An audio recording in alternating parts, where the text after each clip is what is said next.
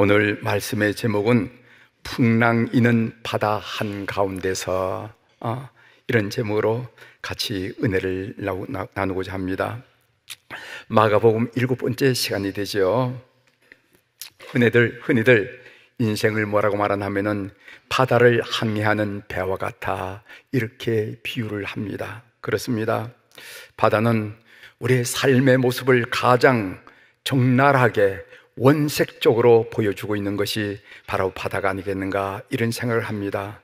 깊은 바다에는 깊고 검푸른 두려움이 있어요. 우리 삶에도 모르는 두려움을 느낄 때가 있지 않습니까? 넓은 바다를 떠도는 이력 편지를 보면은 고독이 느껴집니다. 우리는 많은 군중 가운데서도 혼자인 것 같은 고독과 애로움을 느낍니다. 그래서 나 요즘 애로워, 나 좀 힘들어, 이런 이야기를 자주 듣게 되지요.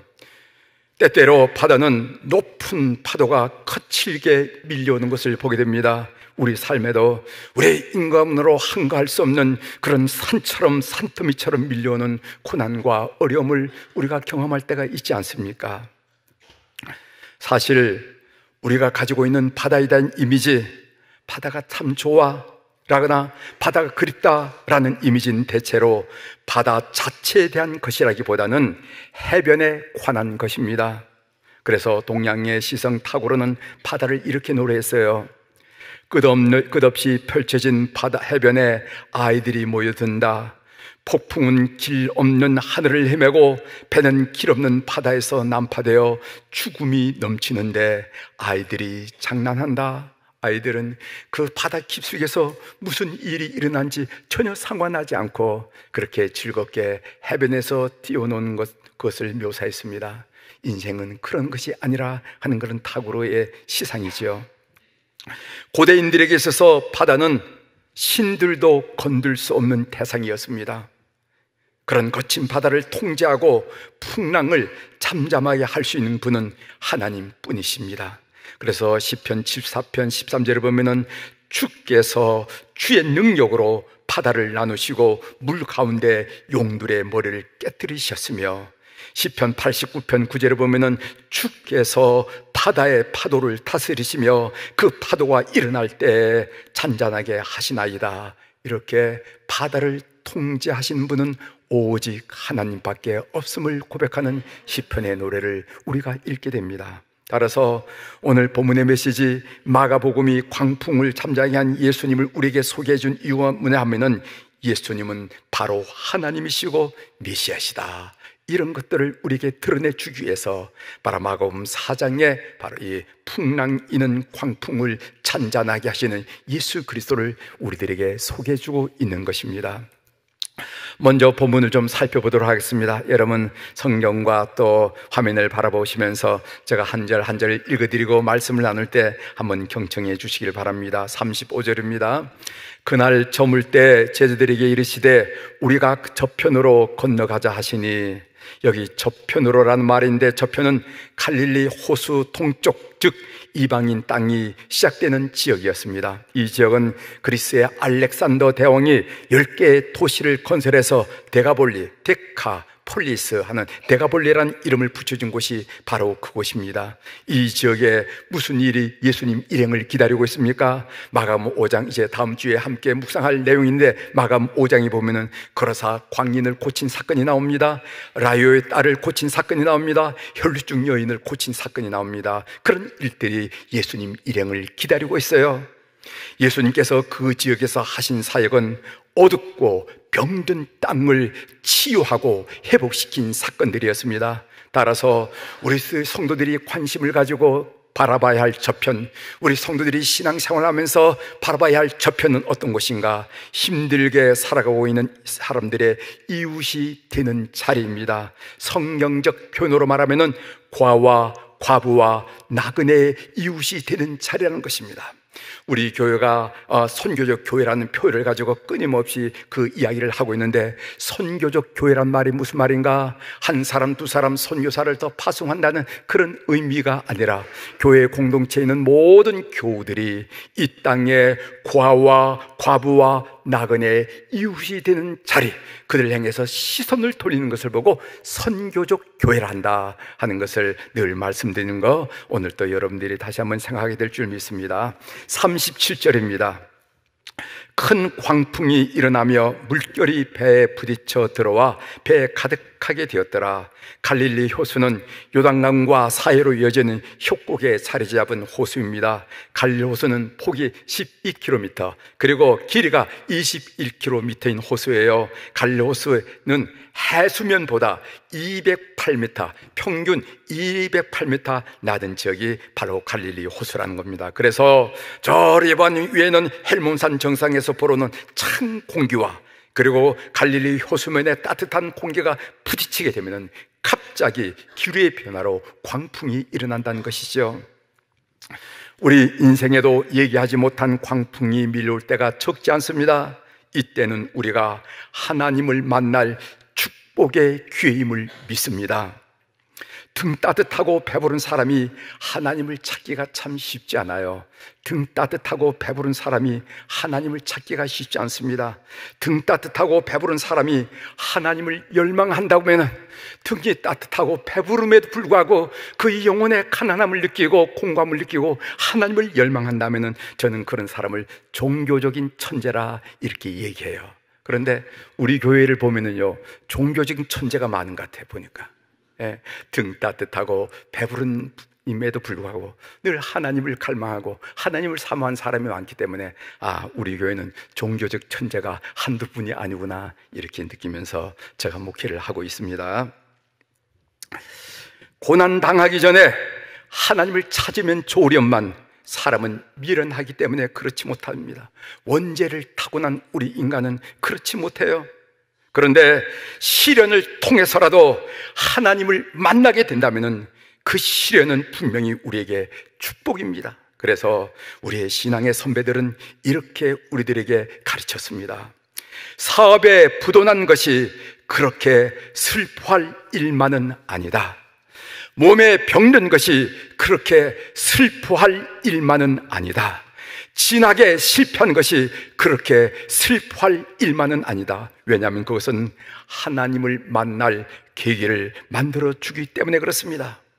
이렇게 해서 우리의 힘으로, 우리의 능력으로 할 수 있는 일이 그렇게 많지 않다는 사실을 알게 될 때, 우리가 한없이 무능하다는 사실을 인정하게 될 때, 우리는 주님의 손에 붙잡히지 않으면 설 수 없는 존재라는 것을 깨달았을 때, 그때 비로소 우리는 제대로 하나님을 부르게 되고 하나님을 찾게 되는 것입니다. C.S. 루이스, 여러분이 잘 알죠? 20세기에 우리 가장 탁월한 기독교 변증가인 C.S. 루이스에 관한 이야기입니다. 그가 옥스퍼드 대학에서 설교를 하고 나올 때 한 학생이 막아서면서 선생님에게 이런 질문을 했습니다. 당신이 설교한 하나님이 살아계시다면 어째서 그분은 이 인생의 장애에 이런 설명할 수 없는 불가해한 고통을 허용하시는 겁니까?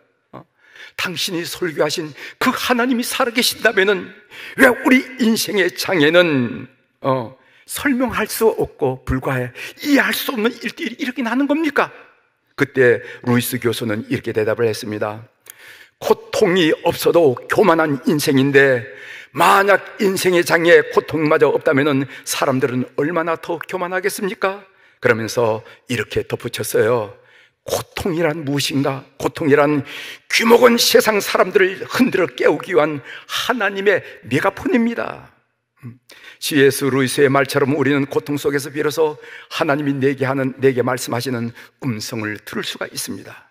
귀목은 사람들을 흔들어 깨우는 하나님의 확성기 소리, 그것이 바로 고통의 의미라는 것이죠. 고통이 있어서 비로소 우리는 기도를 하기 시작합니다. 그리고 기도가 깊어지면서 전능하신 하나님을 우리가 만나게 됩니다. 그렇다면 이 광풍은 인생의 장에서 필요하고도 유익한 하나님의 은혜가 아니겠느냐 하는 말씀이에요. 38절을 읽습니다. 예수께서 고물에 베개를 베고 주무시더니 제자들이 깨우며 이르되 선생님이여 우리가 죽게 된 것을 돌보지 아니하시나이까 하니, 고물은 배의 꼬리 부분이고 이 물은 배의 머리 부분입니다. 광풍이 일어날 때 예수님은 배의 고물에 잠을 주무셨다 한 얘기입니다. 광풍이 일어날 때 예수님과 제자들의 모습은 너무나 대조적입니다. 그들의 모습은 그들이 진정으로 하나님을 신뢰하고 있는가, 아니면 하나님을 불신하는가, 신뢰의 불신의 결과가 어떤 것인지 우리들에게 드러내주고 있는 것이죠. 거친 풍랑에도 예수님이 평안히 주무신 것은 하나님에 대한 절대적인 신뢰 때문이었습니다. 예수님은 하나님의 현존 안에서 완벽한 안식을 취하셨던 것입니다. 그래서 시편 4편 8절에 이런 말씀이죠. 내가 평안히 눕고 자기도 하리니, 평안히 눕고 자기도 하리니 나를 안전히 살게 하신 이는 오직 여호와시니이다. 이렇게 고백했어요. 하나님이 우리를 평안하게 안전하게 살게 하신다 하는 그런 고백입니다. 반면 제자들의 모습을 보십시오. 선생님이여 우리가 죽게 된 것을 돌보지 아니하시나이까. 그날의 광풍은 갈릴리 바닷가에서 이골이 난 평생 어부로 살았던 제자들에게도 배 컨트롤 불가능하게 했다는 것입니다. 일반인의 두려움과 전문가의 두려움은 다른 것이죠.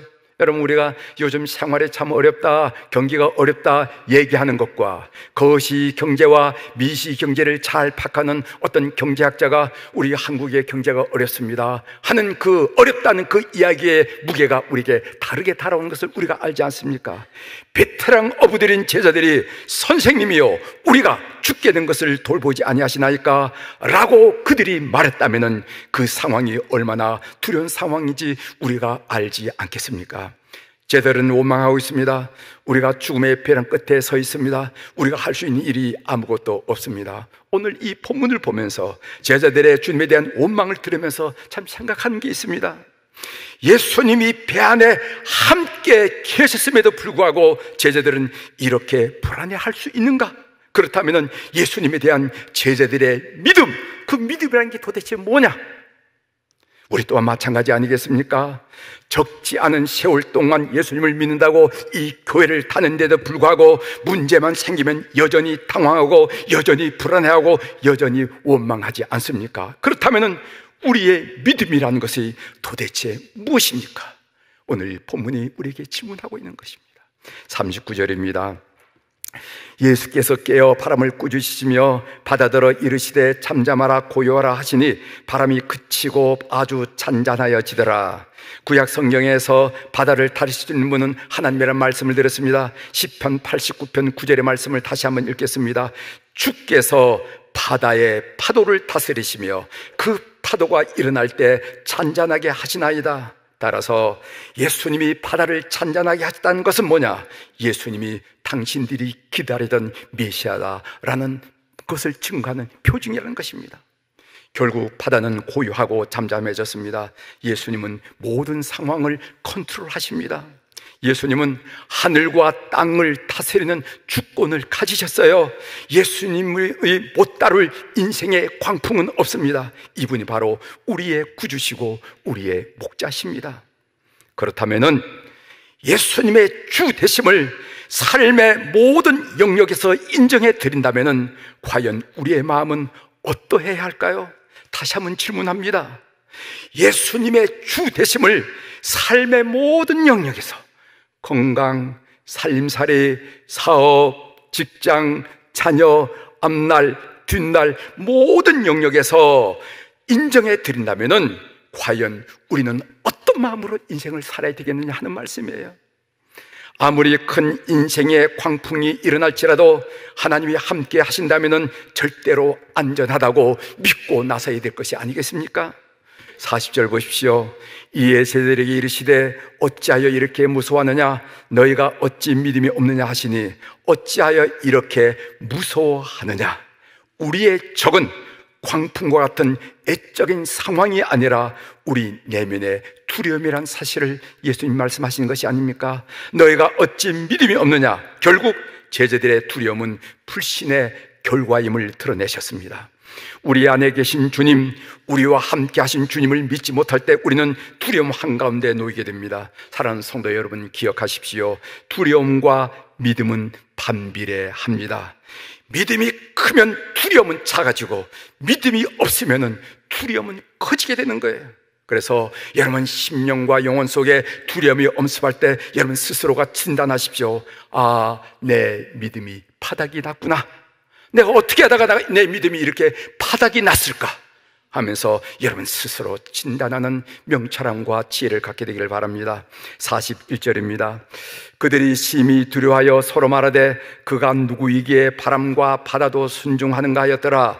바람과 바다가 예수님의 말씀에 순종한다면 우리의 다음 행동은 어떠해야겠습니까? 생각할 여지도 없이 인생의 광풍을 만났을 때 예수님께 가야지요.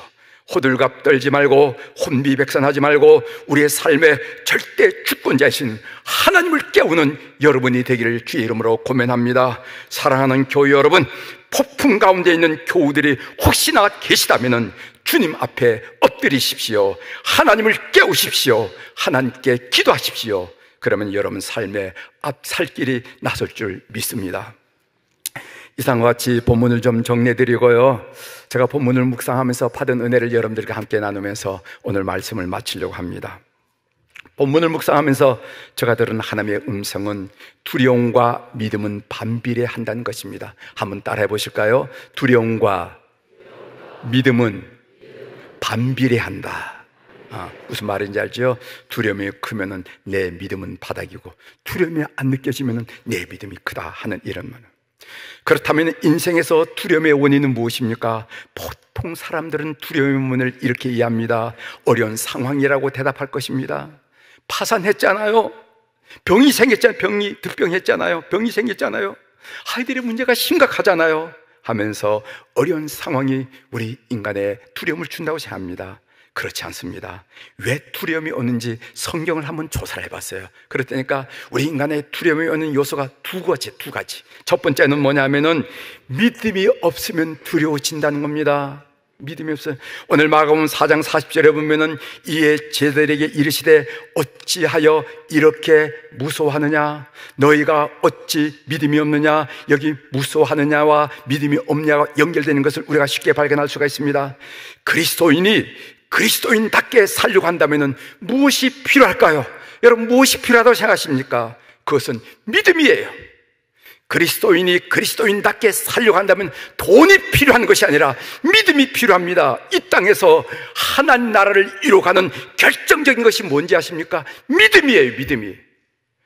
산더미 같은 교인들이 있다 하더라도 믿음이 없으면 이 세상을 하나님 나라로 바꿀 수가 없어요. 이 땅에서 하나님 나라를 이루어가는 결정적인 요소는 믿음입니다. 믿음. 여러분, 시편 3편의 표제는요, 다윗이 그의 아들 압살롬을 피할 때 지은 시입니다. 즉 시편 3편은 다윗이 그의 아들 압살롬이 궁중 반란을 일으켜서 압살롬의 칼날이 다윗의 목을 향하여 분분초초 다가올 때 고백한 내용이라는 것이죠. 다윗의 고백을 한번 들어보십시오. 시편 3편 5절을 보면은 내가 누워 자고 깨었으니 여호와께서 나를 붙드심이로다. 어떻게 그런 상황에서 누워 잘 수가 있겠습니까? 사람이라면은 웅크리고 앉아서 눈이 토끼들처럼 빨갛게 되어가지고 뜬 눈으로 밤을 새워야 사람이지, 어떻게 그런 상황에서 누워 잘 수가 있겠습니까? 6절, 천만인이 나를 여호사 진친다 하여도 나는 두려워하지 아니하리이다. 나는 두려워하지 아니하리이다. 10명이 아니라 100명이 아니라 천만인이 나를 여호사 진친다 할지라도 나는 두려워하지 않을 것입니다. 왜냐하면 내 삶의 절대 주권자는 하나님이시기 때문에 그렇습니다. 하나님이 살리시면 사는 거고 하나님이 죽이시면 죽는 거지, 내가 살고 죽는 것이 10명, 100명, 수천 명 나를 여사는 저 군사에게 있는 것이 아니란 믿음 때문이라고. 8절, 구원은 여호와께 있사오니 주의 복을 주의 백성에게 내리소서. 구원은 여호와께 있사오니. 그렇습니다. 구원은 여호와께 있습니다. 하나님에 대한 믿음이 있어야 됩니다. 하나님에 대한 믿음이 없으면 두려움이 엄습하는 신앙생활을 할 수밖에 없어요. 두 번째로, 하나님을 바라보는 시선이 흐트러지면 두려움이 옵니다. 하나님을 바라보던 시선이 흐트러지면 두려워진다.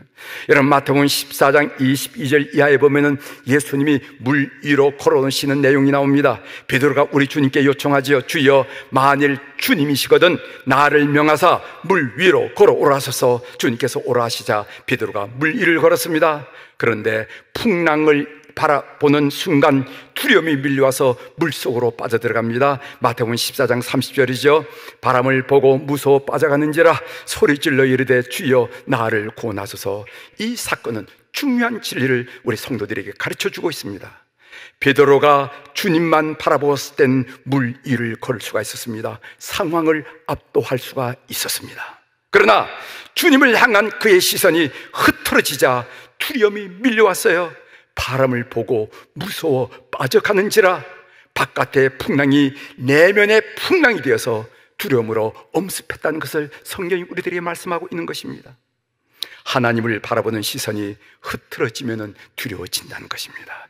시편 42편 11절 내 영혼아 내가 어찌하여 낙심하며 어찌하여 속에서 불안해하는가. 어찌하겠어 그렇게 불안해하는가. 너는 하나님께 소망을 두라. 여러분들의 시선이 하나님께 있으면 두려움을 극복할 수 있다는 것입니다. 두려움의 결과는 뭔가? 이 두려움이 엄습하면 우리는 아무것도 할 수가 없습니다. 여러분, 히브리서 11장 6절에 보면 믿음이 없으면 하나님을 기쁘시게 하지 못한다고 그랬습니다. 믿음이 없으면 하나님을 기쁘시게 하지 못하나니 믿음이 없으면 왜 하나님을 기쁘시게 하지 못하느냐? 믿음이 없으면 두려움이 생기고 두려움이 생기면 하나님을 기쁘시게 하는 어떤 일도 할 수가 없기 때문에 믿음이 없으면 하나님을 기쁘시게 하지 못한다고 믿음장에서 우리에게 말씀하고 있는 것입니다. 그러면은 두려움이 엄습할 때 우리는 어떻게 해야 합니까? 저의 경험을 여러분들에게 나누려고 합니다. 첫 번째로 예수 그리스도의 이름으로 두려움을 주는 사탄을 물리치십시오. 시성인 여러분들에게 부탁을 드립니다. 예수 그리스도의 이름으로 두려움을 주는 사탄을 물리치십시오. 두려움을 주는 감정은, 두려움의 감정은 하나님이 우리에게 주는 감정이 아니에요. 여러분, 디모데후서 1장 7절, 디모데후서 1장 7절에 보면은 하나님이 우리에게 주신 것은 두려워하는 마음이 아니요, 하나님이 우리에게 주신 것은 두려워하는 마음이 아니요, 오직 능력과 사랑과 절제하는 마음이니. 두려움은 100% 사탄이 주는 것입니다. 따라서 두려움이 여러분 심령 속에 엄습하면은 두려움을 주는 사탄을 물리치십시오. 그렇지 않으면 결코 두려움을 극복할 수가 없습니다. 여러분들이 힘이 장사라고, 여러분이 돈이 있다고 절대로 두려움을 극복하지 못합니다. 저는 두려움이 엄습하면은 나사렛 예수의 이름으로 사탄을 물리칩니다. 나사렛 예수의 이름으로 명하노니 나에게 두려움을 주는 이 악하고 더러운 사탄아, 예수님의 이름으로 명하노니 묶임받고 물러갈지어다 하고 호통을 쳐요. 두 번째로는 여러분 말씀을 붙잡으십시오. 두려움을 혁파할 말씀을 붙잡으십시오. 우리가 말씀 아니면 두려움을 혁파할 수 없습니다. 은혜 받았던 말씀이나 아니면 두려움을 극복하는 말씀을 붙잡으십시오. 그 말씀이 여러분 마음에 자리를 잡을 때까지 되뇌이고 또 되뇌이십시오. 예를 들어 이런 말씀입니다. 빌립보서 4장 6절부터 7절에 있는 말씀, 아무것도 염려하지 말고 다만 모든 일에 기도와 간구로 너희 구할 것을 하나님께 아뢰라. 그리하면 모든 지각에 뛰어나신 하나님의 평강이 그리스도 예수 안에서 너희 마음과 생각을 지키시리라. 이런 말씀 얼마나 소중한 말씀입니까? 그래서 눈만 뜨면 읽으실 정도로 되뇌이고 되뇌십시오. 말씀이 여러분들이 그 불안과 두려움을 극복시킨다는 것을 꼭 믿으시길 바랍니다. 이제 찬송가 하나 좀 부르려고 제가 선곡을 해왔습니다. 찬송가 432장인데 큰 물결이 설레는 어둠 바다, 그 2절에 보면 이런 고백이 있어요. 큰 풍랑이 이 배를 위협하면은 저 깊은 물 입 벌려 달려드나 이 바다에 노저 항해하는 이 작은 뱃사공은 주님이라. 나 두려움 없네 두려움 없도다. 주 예수님 늘 깨어 계시도다. 이 흉흉한 삶의 바다를 지나면서 저 소망의 바다의 나라에 이르리라 하는 그런 고백입니다. 우리 찬송 가사를 좀 생각하면서 우리 함께 부르고 말씀을 마치도록 하겠습니다.